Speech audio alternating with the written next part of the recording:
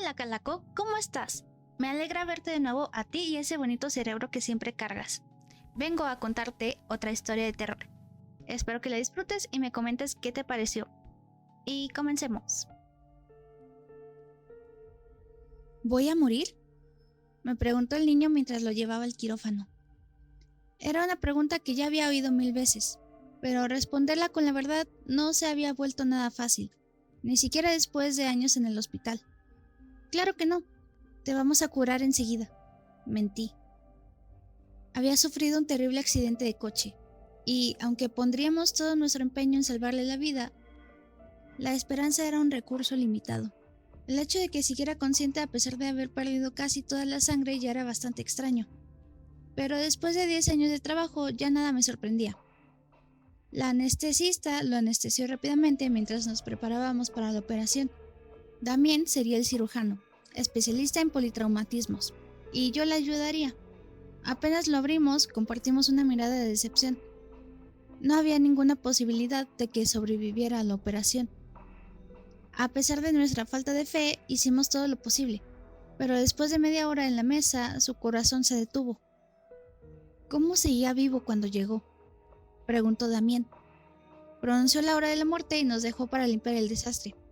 Asumí la responsabilidad de limpiar al chico para llevarlo a la morgue, una tarea a la que ya me había comprometido innumerables veces. No era algo que disfrutara personalmente, pero para mí era mi última oportunidad de rendir respeto a los muertos. El chico no tendría más de 15 años, y según me habían contado, estaba aprendiendo a conducir, sin experiencia e intentando conducir por primera vez en una carretera resbaladiza. Se las arregló para caer en una zanja. Su padre murió en el impacto, pero él vivió lo suficiente para someterse a una operación. Cuando le puse la aguja en el abdomen abierto, su cuerpo se estremeció por un momento. Retiré la aguja sorprendido, preguntándome qué había provocado un espasmo post-mortem. De repente, el niño lanzó un grito ahogado. Sus ojos se cerraron y soltó el grito más violento que se pueda imaginar. ¡Ayúdenme!, suplicó con voz gutural mientras yo retrocedía tambaleándome por el pánico y resbalaba en el suelo. Pedí ayuda y el resto del equipo entró corriendo en el quirófano, presa del pánico al ver al chico muerto gritar en la mesa de operaciones. Tenía la columna fracturada, así que, aunque gritaba de agonía, no podía hacer nada para moverse. El anestesista intentó sedarlo rápidamente mientras comprobábamos sus constantes vitales. A pesar de que todo indicaba lo contrario, su corazón no había vuelto a latir. Se suponía que estaba muerto. Empecé a hacerle compresiones en el pecho, intentando desesperadamente que su corazón funcionara. Me estremecí al oír el crujido de sus costillas bajo mis manos, y los gritos del niño se convirtieron en gárgaras al no poder respirar. «¡No se va a dormir!», gritó el anestesista mientras le administraba una segunda dosis de propofol. Por supuesto, sin un corazón que funcionara, no habría forma de que el fármaco fluyera por sus venas, aunque yo hiciera todo lo posible para bombear por él. Tras una hora de compresiones, el jefe de cirugía intervino y nos ordenó parar. En ese momento causamos más daño de lo que ayudamos. «¿Qué me está pasando?», tartamudeó el chico, aún consciente. Ninguno de nosotros respondió. No encontrábamos palabras para describir el horrible espectáculo que teníamos ante nosotros. La mayoría del personal se había marchado a causa del espectáculo. Nos habíamos enfrentado a muchos retos en nuestra carrera, pero nada como esto. «¿Cómo se llama?», pregunté, a pesar de haberlo visto ya en el expediente. Solo quería que se centrara. «Brian Dawson», respondió. Respiré hondo, haciendo todo lo posible por mantener la compostura. «Tuviste un accidente, Brian», le dije. Sus ojos recorrieron frenéticamente la habitación mientras empezaba a darse cuenta de dónde estaba. Intentó levantar el cuello, pero debido a la fractura vertebral estaba completamente paralizado. «No puedo moverme, no puedo moverme», gritó. Me acerqué, poniéndome justo encima de él.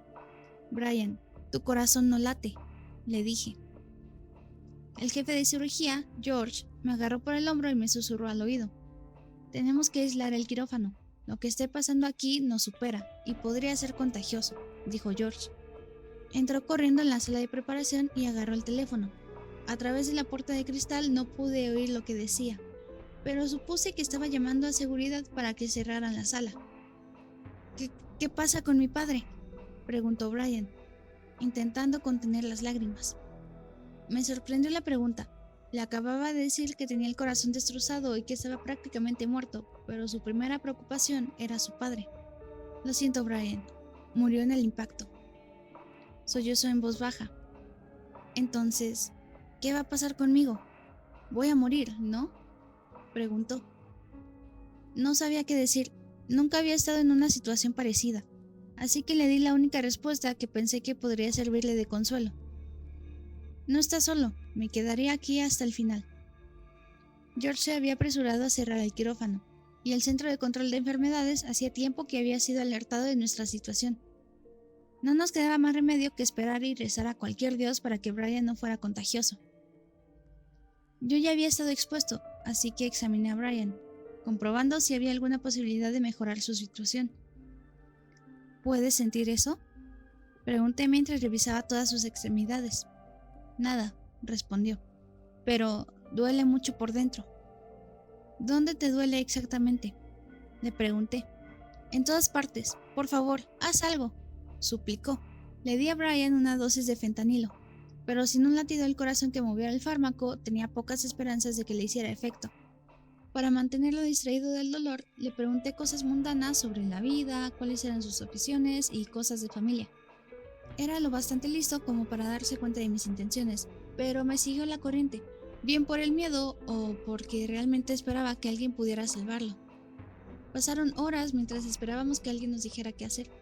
La mitad del personal quirúrgico había sido puesto en cuarentena, aterrorizados de que pudieran estar infectados. Nos permitieron trasladar a Brian a su propio espacio. Se había evacuado una sala preoperatoria para que pudiera estar algo cómodo. El resto de nosotros seríamos trasladados al quirófano mientras se evaluaba la situación. Decidí quedarme con Brian. Nadie debería sufrir solo, especialmente con los agentes del CDC sondeándole con todo tipo de agujas, tomando muestras con entusiasmo. La única razón por la que me permitieron quedarme fue porque le mantuve relativamente tranquilo. Hablamos toda la noche. Después de terminar los procedimientos no podía dormir, y dudo que Brian fuera físicamente capaz de hacerlo. Siento los ojos un poco raros, me dijo. ¿Te duelen? No, los bordes están un poco borrosos. Es raro. Me fui a hablar con George, que seguía trabajando sin descanso, llamando de un lado a otro, asegurándose de que los demás pacientes fueran redirigidos a otro lugar. ¿Y si ponemos al chico en una máquina de corazón y pulmón? Le pregunté. George colgó el teléfono un momento y suspiró. ¿Entonces qué? No le funciona el hígado. Tiene la aorta cortada en pedazos y los intestinos destrozados. Aunque le consiguiéramos un corazón nuevo, nunca sobreviviría.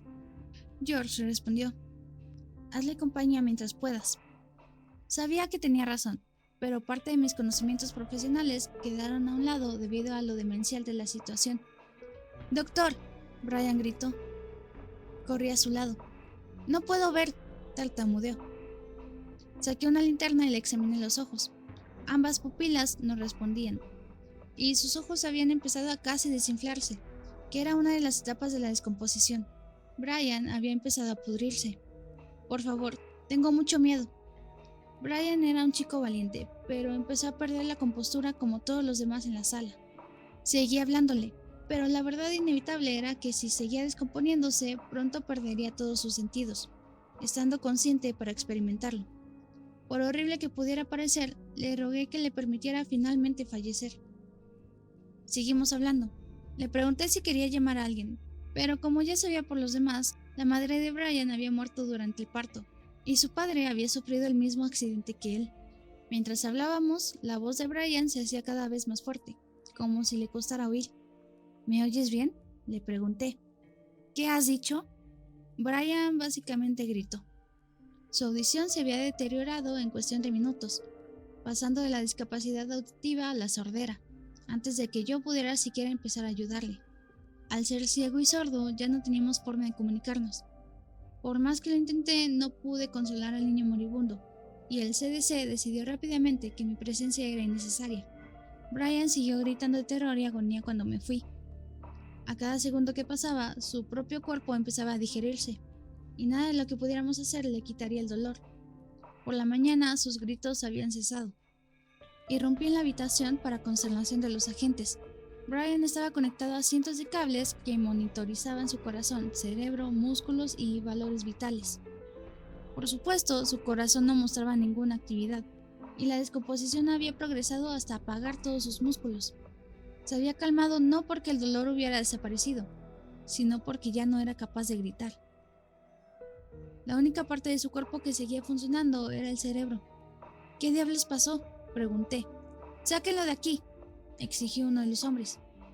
El otro hombre obedeció, pero salió conmigo para explicarme la situación. «No tiene que preocuparse de que sea contagioso. Levantaremos la cuarentena en un momento», me dijo. Parecía extrañamente sombrío mientras pronunciaba esas palabras. «¿Y Brian? ¿Qué le pasará?» «Todavía está consciente, pero ya no tiene función respiratoria, así que no tenemos medios de comunicación». El cerebro seguía vivo.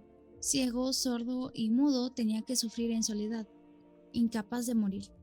«¿Cuánto tiempo tiene que sufrir?», pregunté. «Sabremos más cuando lo traslademos a nuestras instalaciones especializadas». «Sabremos más cuando lo traslademos a nuestras instalaciones especializadas». El agente superior del CDC exigió a su colega que guardara silencio antes de que pudieran decirme nada más. Se fueron con Brian. Lo cubrieron con una cápsula hermética para que nadie viera los horrores que acababan de ocurrir dentro de nuestra sala quirúrgica. En cuanto se levantó la cuarentena, me dirigí a casa para redactar mi carta de dimisión.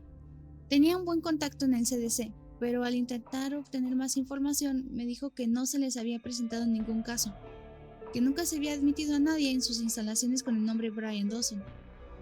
Aproximadamente un mes después, un abogado acompañado de un médico se presentó en mi puerta con un montón de documentos, todos ellos relativos a la confidencialidad médico-paciente. El abogado parecía cansado, trabajado hasta los huesos, como si ya hubiera hecho muchos viajes de este tipo antes. Me pidió que firmara los documentos y que no volviera a hablar de ello, diciendo que perdería mi licencia médica si lo hacía. No es que me importara, he terminado en ese campo para siempre. El médico me puso una inyección, me dijo que la enfermedad de Brian no les era desconocida y que era extremadamente contagiosa, pero solo al morir. Nos explicó que la mitad de la población está infectada por una enfermedad que mantiene el cerebro consciente durante horas, incluso días después de la muerte. El caso de Brian era especial en el sentido de que conservaba algunas funciones motoras y podía hablarnos. La inyección administrada no era una cura, solo evitará que propague la enfermedad, pero una vez que muera sufrirá un destino similar al de Brian. Solo espero que alguien me acompañe cuando ocurra.